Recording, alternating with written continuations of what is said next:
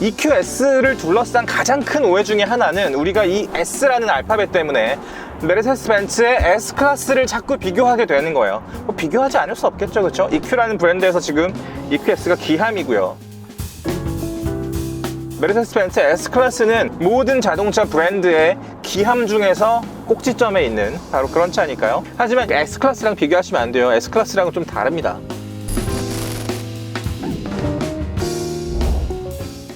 EQ는 메르세데스 벤츠가 전기차를 만들기 위해서 새로 만든 서브 브랜드의 이름입니다. 그러니까 메르세데스 벤츠가 있고요, 메르세데스 AMG가 있고 EQ가 있는 거죠. EQS는 일단 디자인 얘기를 하지 않을 수가 없겠죠.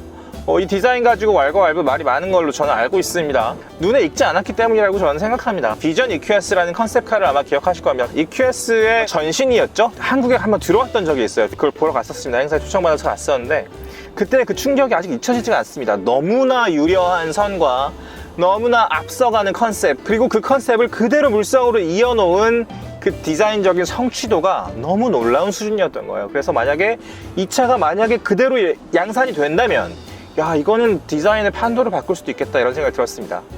그게 EQS입니다, 여러분. EQS를 제가 시승하고 실제로 보고 오랫동안 바라보고 있을 때 느꼈던 제일 놀라운 점이 하나는 뭐냐면요, 비전 EQS의 여러 가지 큐가 그대로, 거의 그대로 들어갔다는 거예요. 원 보우 디자인이라고 합니다. 활을 생각하시면 됩니다. 밑에는 평평하고 위에는 이렇게 유선형. 앞에가 진짜 낮다는 생각을 하실 거예요. 우리가 테슬라에 익숙하신 분들은 앞이 극단적으로 낮은 이 디자인을 조금 이해를 하실 수 있을 겁니다. 메르세데스 벤츠는 더 낮은 느낌이에요. 보닛의 경계는 완전히 사라졌고요. 캣포워드라고 그러죠. A필러의 시작점이 저 앞에 있고 C필러는 완전히 뒤에까지 이어집니다. 그래서 살짝 여기서 라인만 봐도 보이시죠? 이렇게 이어지죠, 그죠? 엄청나게 낮은 선이 이렇게 쭉 이어진단 말이죠. 그래서 이 차의 공기 저항 개수는 0.20입니다. 양산차 중에 가장 낮은 공기 저항 개수고요. 공기 저항 개수가 중요한 이유, 전기차에서 특히 도드라지게 강조되고 있는데요, 이 공기 저항 개수가 주행 가는 거리에 아주 결정적인 영향을 미치기 때문입니다. 일단 0.01이 낮아지면 무게가 40kg 가벼워지는 효과를 가지고 있습니다.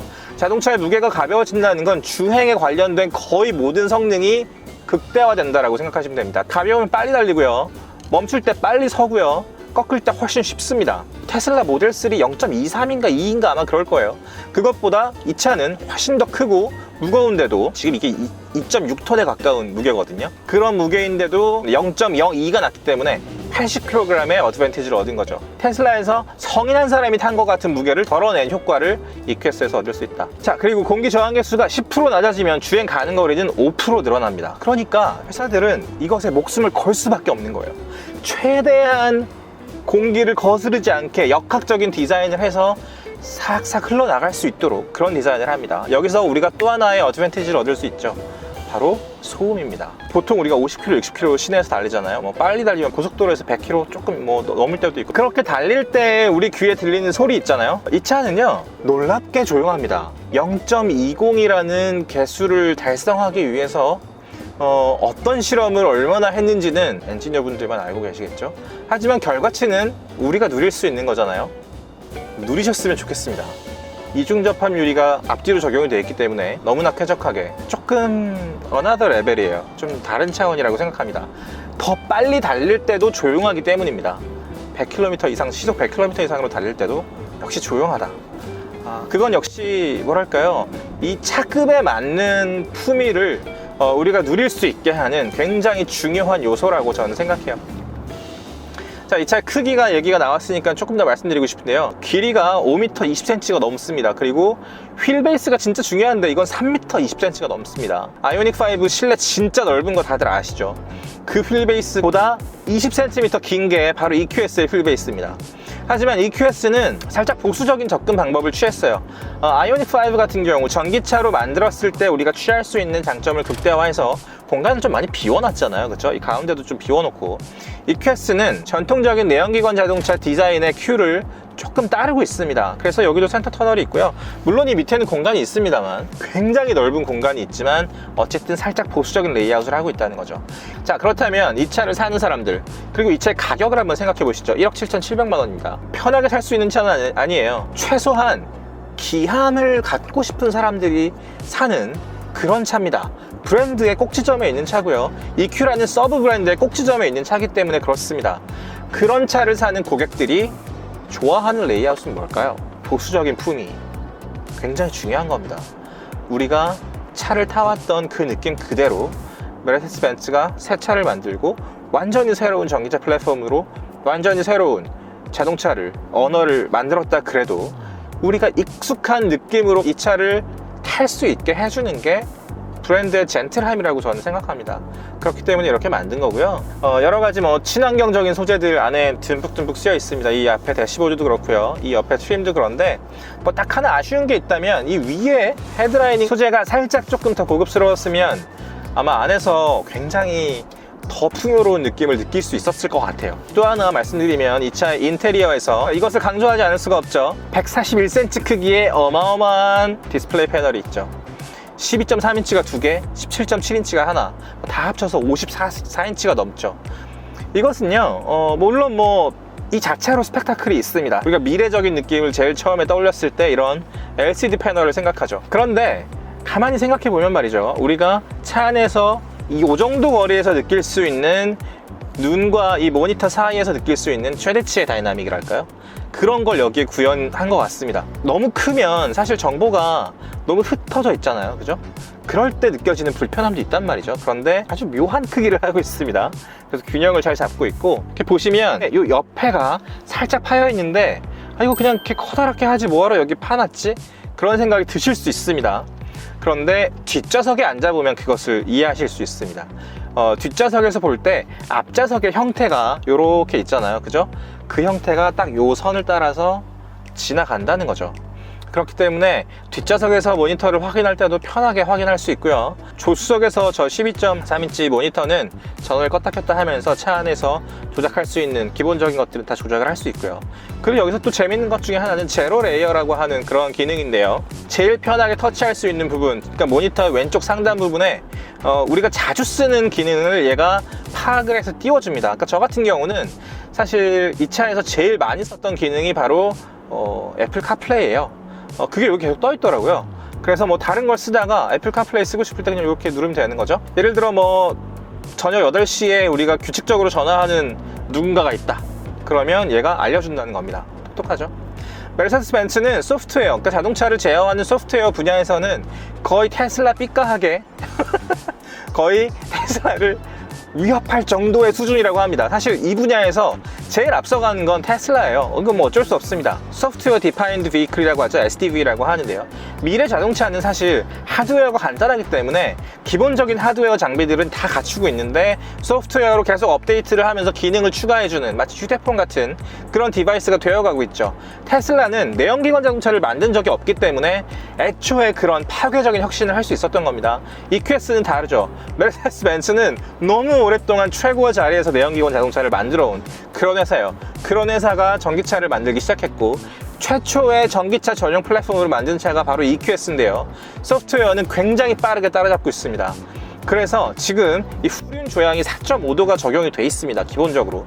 그런데 추후에 돈을 내고 추가를 하면, 이건 구독이라고 제가 알고 있는데요, 추가를 하면 10도 정도의 추가 조향을 얻을 수 있는 거죠. 5m 20cm가 넘는 그런 차체이기 때문에 후륜이 같이 돌아가 주는 것이 이 차의 역동성 그리고 편의성을 굉장히 높여줄 것입니다. 그거는 뭐 여지가 없는데요. 4.5도만 해도 일상적인 차원에서는 거의 마법에 가까운 정도의 회전 반경을 보여줍니다. 근데 이게 뭐 더 올라가면 더 좋겠죠.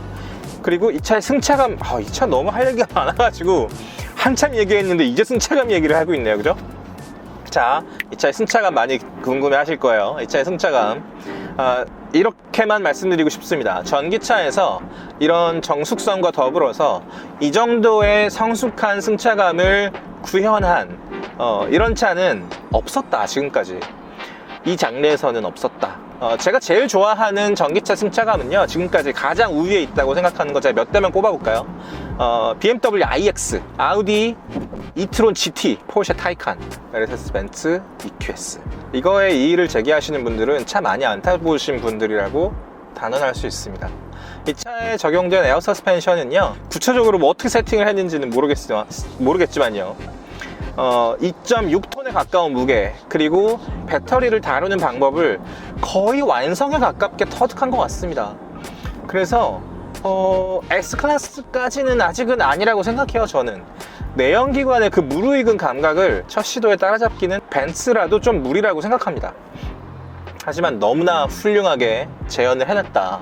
이거는 정말 좀 훌륭한 감각이다. 최대한 45mm 정도의 높낮이를 알아서 상황에 맞게 조율을 해줍니다. 그러니까 뭐 빨리 달릴 때는 2cm 낮춰주고요. 그리고 뭐 시속 40km에서는 다시 뭐 2cm를 높일 수 있고, 뭐 수동으로 다시 낮출 수도 있고, 뭐 그렇습니다. 물론 그렇습니다만 뭐 좀 전체적으로 이렇게 아울러서 생각해 보면 우리가 신경 쓸 필요가 별로 없다는 뜻이에요. 여기 보면 에코, 컴포트, 스포트, 인디비주얼 이렇게 모드가 있는데요, 그냥 컴포트에 놓고 계속 운전하시면 빨리 달리고 싶을 때는 빨리 치고 나가고요.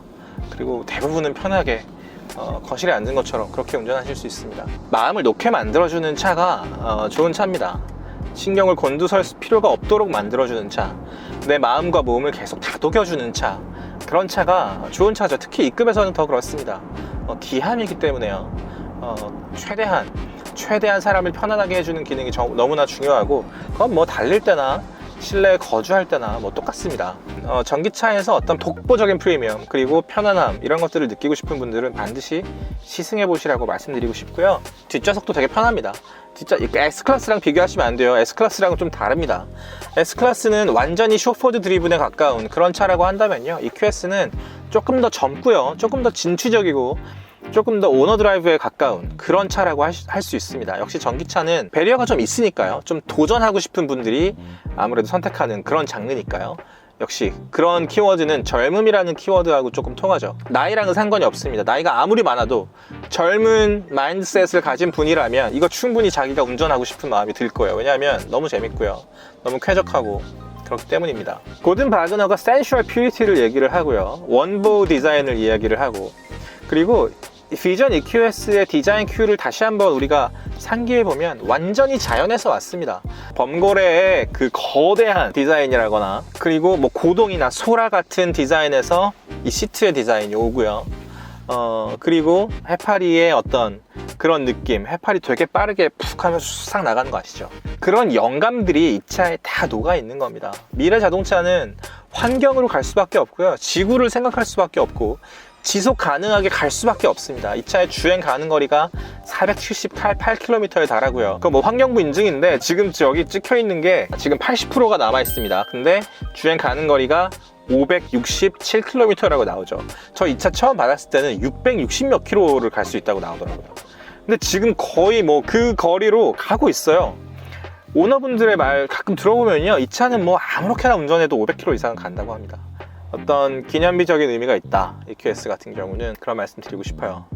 최초의 전기차 플랫폼으로 만든 최초의 EQ의 기함이라는 거 다시 한번 강조드리고 싶고요. EQS 관심 생기신 분들은요, 제가 좀 당부드리고 싶은 게 있는데, 다른 사람의 말은 그렇게 많이 듣지 마십시오.